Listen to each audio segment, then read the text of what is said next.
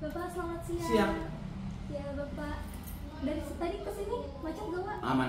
Aman, alhamdulillah macet ya Pak. Aman. Padahal biasanya Sabtu. Malah kalau Sabtu pagi itu biasanya ke Sabtu sore baru macet. Oh, Sabtu sore baru macet. Ini masih aman. Oke, berarti Bapak kita mulai langsung aja ya Pak? Boleh, silakan. Bapak kelihatannya lemes nih Pak. Iya, Dari yang sana. namanya beres cudar itu seperti beres kayak pernah donor darah?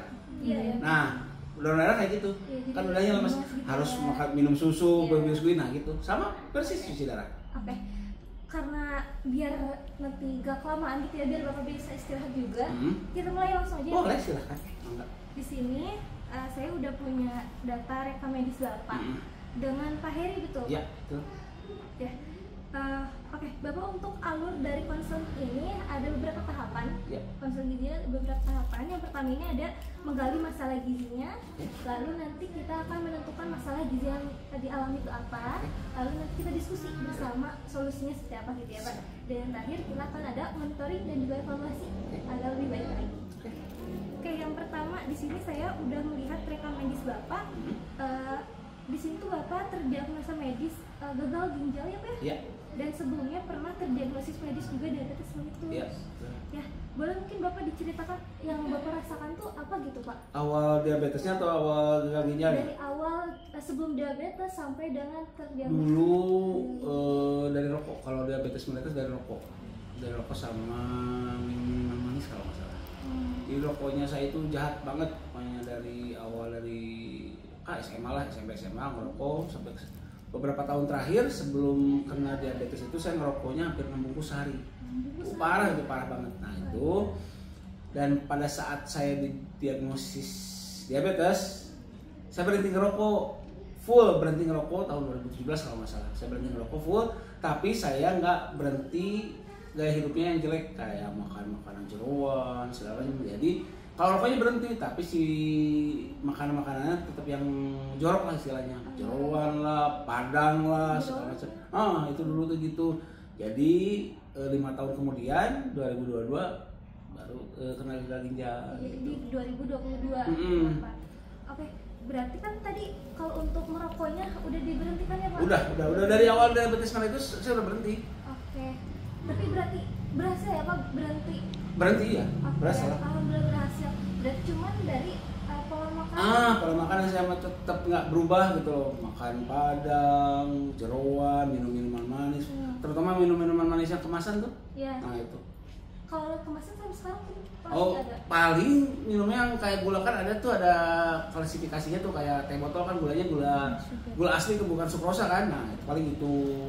Dan masih sering, tapi dipilih-pilih lagi. Dipilih dan waktunya pun nggak tiap hari. Jadi kayak barusan cuci darah baru boleh minum. Jadi setelah. Soalnya kalau nggak saya nggak minum minuman manis kayak gitu, gula darah saya drop. Kayak barusan gula darah saya drop. Jadi lemas di pas cuci darah tuh lemas. Terus tekanan darah saya turun sampai berapa ya? 90 gitu kalau nggak salah tadi. Nah itu. Jadi saya minum teh manis baru bagus lagi gitu ternyata. Gitu. Fresh lagi gitu ya. Oke, berarti Bapak ini kan berarti udah dari 2022 ya. sampai sekarang, berarti Bapak udah mengalami pengalaman dietnya udah ada dong dari dokter? Disuruh diet. Enggak, untuk jaga makan malah saya disuruh makan banyak. Karena emang kan cuci darah tuh mengambil banyak gizi juga tuh dari darah. Nah disuruh makan banyak, cuma harus strike, jangan makan yang tinggi potasium, tinggi fosfor, sama tinggi kalium, nggak boleh itu. Kalau dari diabetes sih? Diabetes enggak. Soalnya kan pas cuci darah itu si gula darah otomatis tercuci juga, gitu. Jadi sekarang fokusnya udah langsung ke gagal ginjalnya aja, cuci darahnya aja. Oke, sama berarti kalau buat konsumsi yang tadi Pak, kayak buat pola makan, yang pola makan kan tadi Bapak bilang kan masih berantakan tuh setelah stop mengkonsumsi rokok. Iya. Nah kalau itu sampai sekarang Pak? Oh enggak, kalau itu pas udah kena ginjal 2022 udah bener-bener straight nggak boleh. Nah soalnya kan istri juga sekarang ikut ngawasin, kalau dulu kan enggak. Oh iya. Berarti dokumen sosial dari istri pun ada? Iya harus. Soalnya yang itu pertama pasti istri dulu yang ini nggak boleh. Nah ya, kalau ada istri kan sekarang ya enak tuh. Kalau misalnya di kantor Pak, kan misalnya istri di rumah nih. Saya jarang makan di kantor pun paling ngemil doang, ngemil timun, terus apa jarang makan kalau di kantor. Soalnya kalau saya makan di kantor, di rumah jarang nggak bisa makan. Ya. Soalnya pas saya makan tuh biasanya cuma sekali. sehari. Berarti kalau misalnya di sini nyemil aja makannya nanti pulang. Walaupun makan misalkan ada makanan yang saya suka kayak kemarin tuh ada ati ampela ya. Saya bisa makan, nasinya pun paling cuma 1 sendok nasi itu udah. Dari rumah baru makan lagi 1 sendok nasi lagi gitu. Jadi kan hitungannya per porsi satu porsi sebetulnya, cuma di 2 kali makanin gitu. Gitu. Sama berarti kalau misalnya udah mengalami, kan tadi udah dianjurkan menghindari ini menghindari itu gitu ya. Nah selama Bapak menjalani hal tersebut, ada gak kayak keluhan kayak susah gitu nerapinnya, ada nggak sih? Pastilah. Apa tuh? Saya kan dari awal saya seneng kelapa muda tuh. Es kelapa muda, air kelapa muda, nah itu kan tinggi banget potasiumnya. Nah awal-awal sih ya gitulah. Yang namanya awal-awal kan pengen nyoba, tapi ternyata untungnya dikasih ini instan juga. Jadi saya minum itu beberapa sendok langsung muntah. Kalau otomatis kan sini nggak bisa langsung spontan, tubuh tuh bereaksi langsung muntah. Soalnya kan potasiumnya tinggi banget tuh. Nah, dari situlah berarti emang nggak boleh. Ya udah, sekarang sih aman. Jadi berarti kalau dibilang patuh, Bapak udah patuh gitu? Sekarang sih ya. Kalau dulu sih agak bandar juga. Agak bandar sekali-kali sih boleh, kata dokter nggak masalah. Kayak kemarin saya ke Pangandaran sama istri sama anak kan ke Pangandaran. Saya makan udang tapi cuma udang sepotong, cumi sepotong udah. Itu aja, nggak sampai gimana. Soalnya kan saya hitungannya gitu. Sekarang makan sepotong atau 2 potong, besoknya kan saya cuci darah bersih lagi gitu. Jadi nggak sampai yang kena instan gitu. Ya. Tapi tadi kan dari dokter ya Pak anjurannya. Tapi Bapak sendiri udah pernah belum sih kayak ke poli gizi gitu untuk? Oh, belum. Jadi ini pertama kali gitu ya Pak? Iya. Tadi saya juga lihat di sini Pak, di rekam medis Bapak itu ada mengkonsumsi obat-obatan, terutama obat hipertensi. Iya, itu aja. Soalnya untuk menjaga, kan ginjal tuh untuk ngatur darah kan. Nah, karena ginjalnya udah nggak berfungsi, jadi tekanan darah saya tinggi terus. Otomatis sehari 1 kali. Ada yang berasnya untuk beberapa yang terkena gagal ginjal itu ada yang sehari 3 kali, sehari 2 kali. Yang punya saya kan masih yang standar, ya dikasihnya 1 hari sekali itu aja. Itu aja, nggak ada obat lain? Nggak ada. Bukan obat sih, namanya herbal mungkin ya. Soalnya kan saya dulu disuruh tiap hari itu makan ikan gabus. Karena bagus, albumin bagus untuk naikin HB saya. Soalnya kalau tiap cuci darah tuh HB pasti turun terus. Nah, albumin itu untuk naikin HB. Nah, gabus itu naikin HB tanpa dia naikin juga kreatin. Kan kreatin itu racun tuh. Nah, nggak boleh. Makanya harus pakai gabus. Nah, tiap hari kan bosan. Akhirnya saya minum kapsulnya gitu. Jadi suplemen ya Pak ya? Iya, suplemen betul, maksudnya suplemen betul. Tapi kalau buat tadi masalah gula nih, kalau misalnya setelah cuci darah kan masih ada konsumsi ya, maksudnya biar betul. Dan lain. Nah kalau misalnya di luar jadwal itu masih Bapak? Kadang-kadang ya kalau lagi lemes, itu berarti saya hitungannya dari istilah alarm diri sendiri aja. Kalau lemes banget, berarti kalau saya lagi ngedrop nih, minum sekitar 1 sendok atau 2 sendok udah. Tapi nggak yang 1 botol sekaligus enggak. Kalau masa tentang cairan Pak, udah pernah belum harus ada pembatasan cairan? Ya, gitu? udah. Kalau untuk yang berat badan normal 80 ke bawah itu sekitar 600-700 mili. Karena berat badan saya di atas 100, saya dikasih kompensasi sama dokter itu dikasih di 1 liter sampai 1 liter 100 mili. 1,1 ya per hari. Berarti sudah tahu ya Pak ya? Ya. Kalau untuk itu. Nah kalau untuk makanan sehari-hari, itu biasanya makanan yang kering atau yang ada berkuah Pak? Kalau misalkan saya makanan kering, saya minumnya agak aman. Tapi kalau misalnya makan berkuah kayak bubur, sop segala macam, minuman saya kurangin. Nah, berarti udah dicoba ya, untuk udah. Oke, untuk kegiatan sehari-hari gitu di kantor. Nah, itu Bapak biasanya kerjanya bentuknya aktivitas itu gimana Pak? Apakah banyak kesana kesini? Banyak kesana kesini tiap hari. Atau banyak juga duduk-duduknya? Kalau duduk-duduk ada juga. Dalam seminggu itu kan saya kerja kantornya di sini. Tapi kerjaan saya kebanyakan di Bio Farma tuh di Pasteur barusan dekat RSAS kan. Nah, kan Bio Farma tuh panjang dari depan ke belakang tuh sekitar 500 meteran, hampir 1 kilo tuh. Nah, saya bolak-balik ke situ. Jadi lumayan aktivitasnya masih aman lah kalau untuk soal aktivitas. Cuma emang nggak bisa yang straight langsung kayak orang normal. Misalkan kalau saya jalan dari Bio Farma nih, mau dari depan ke belakang, saya setengah jalan duduk dulu. Soalnya jantungnya kan capek. Jadi karena ada cairan banyak di dalam, jadi harus istirahat dulu 2 menit atau 3 menit, kalau udah normal jalan lagi gitu. Tapi selalu ada aktivitas? Harus ada. Oke, Oke, kalau buat tadi kan merokok udah. Terus kalau untuk pengelolaan stres Pak, nah kan biasanya kalau orang-orang kalau gak merokok terus jadi begadang. Nah kalau Bapak untuk waktu istirahatnya keganggu nggak nih Pak? Untuk kerja apa gak aktivitas lain? Nggak ada, saya tiap beres isya juga tidur. Kemarin juga pas waktu nelfon saya udah tidur itu. Ketika saya lupa, benar maaf ya. Untungnya ditelepon, jadi oh iya benar. Jadi saya tiap beres isya itu biasanya tidur. Jadi bangun jam 2, jam 3, nah gitu. Jadi pola hidupnya jadi berubah. Dulu kan tidur jam 3, jam 4. Sekarang berubah jadi tidurnya setengah 8, bangun jam 2, jam 3 gitu. Tapi aman, nggak ada stres sama sekali, kerjaan mah aman. Tapi berarti dulu oh iya, kalau hidup saya dulu mah kacau, sebelum nikah kacau dulu. Tapi Pak sejauh ini berarti kan udah beberapa tahun ya Pak ya? Udah sering juga ketemu dokter, udah mungkin di dulu waktu ketika saya kan cuci darah di Muhammadiyah, ketemu sama dokter tuh kan sering tiap Rabu Sabtu. Tiap cuci darah tuh ada dokter yang mendampingi. Dokter itu dia ahli ginjal langsung, namanya Profesor Rahmat Sulaiman di Muhammadiyah ya. Nah itu dikasih konseling, ada keluhan apa, konseling apa. Nah makanya saya jadi tahu apa yang boleh, apa yang nggak boleh, apa yang itu sih dari dia. Oke. Berarti Pak kalau misalnya dari Bapak sendiri tahu gak sih kaitannya antara si diabetes itu tadi dan juga gagal ginjal? Kaitannya tuh apa? Kaitannya, maksudnya kaitannya penyebab saya dari gagal ginjal? Ya, apakah ada tali yang iyalah apa tuh gitu maksudnya? Ya karena misalnya dari diabetes itu kan merusak semua dari darah tuh.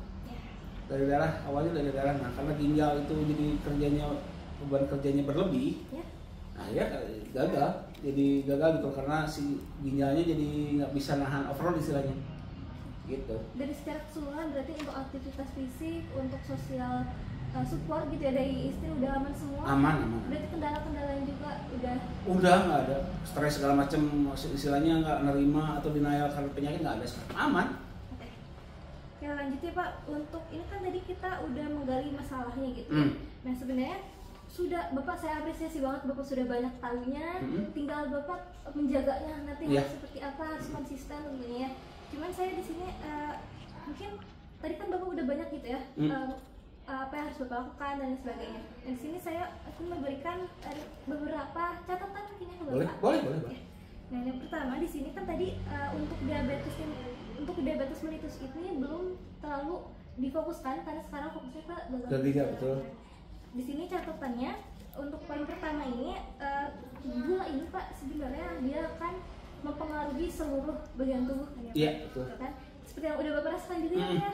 Nah di sini tuh untuk gula ini dapat mengganggu atau disfungsi metabolik. Nah jadi kenapa Bapak kok jalan terus tiba-tiba capek, detak jantungnya cepat gitu ya?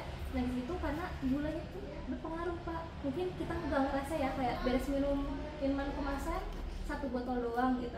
Nah tapi ternyata dalam 1 botol belum tentu itu tuh ada berapa gulanya di dalamnya. Iya.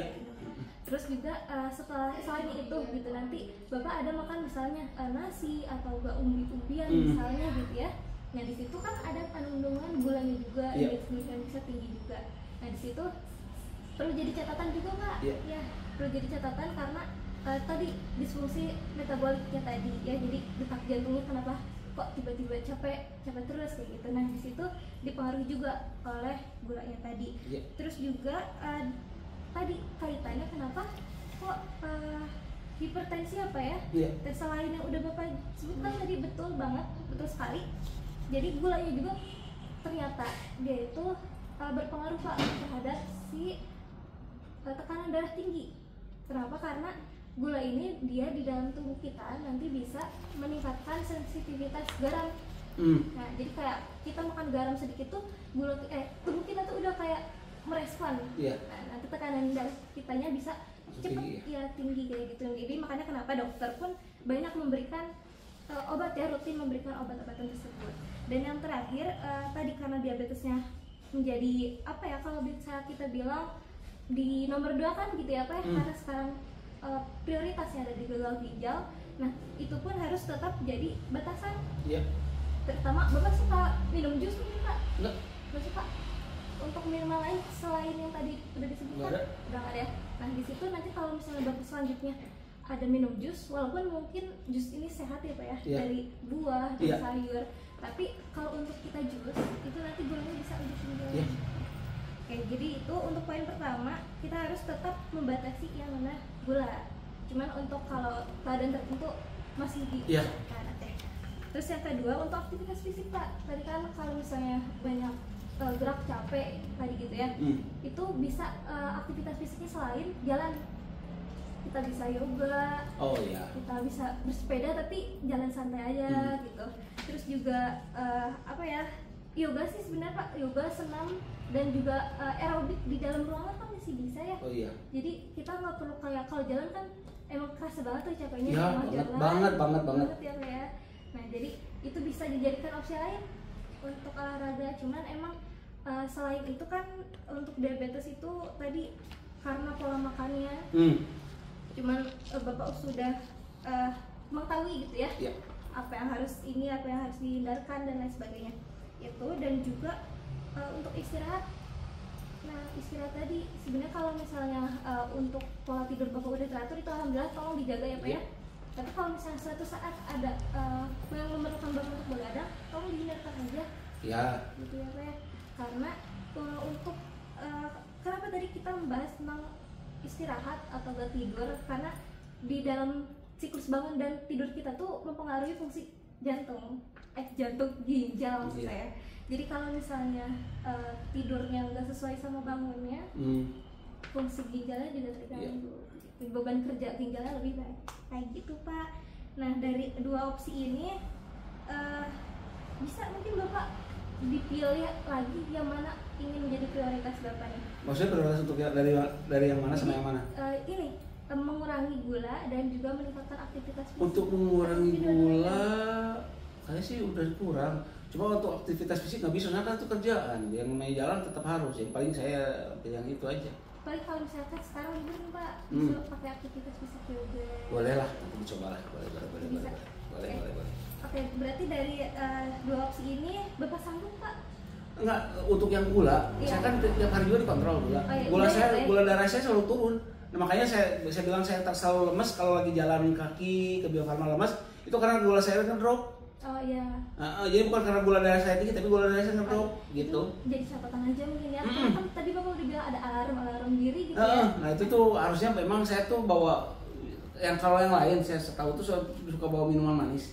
Teh atau teh manis bikinan sendiri gitu, suka bawa orang lain. Nah saya itu paling malas kalau kayak gitu, soalnya kalau emang kalau lagi jalan lemes itu berarti gula darah saya itu apa, saya lupa nama disease-nya apa, tapi ada yang namanya gula darah itu lagi ngedrop.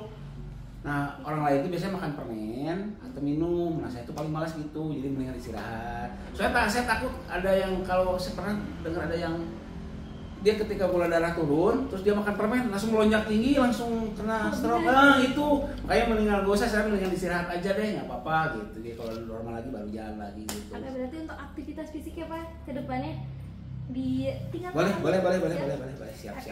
Untuk range nih Pak, kesiapan Bapak untuk meningkatkan aktivitas? Siap lah. Dari 1 sampai 10 Pak. 8 lah. Oke, 8 ya. 8. Oke, siap.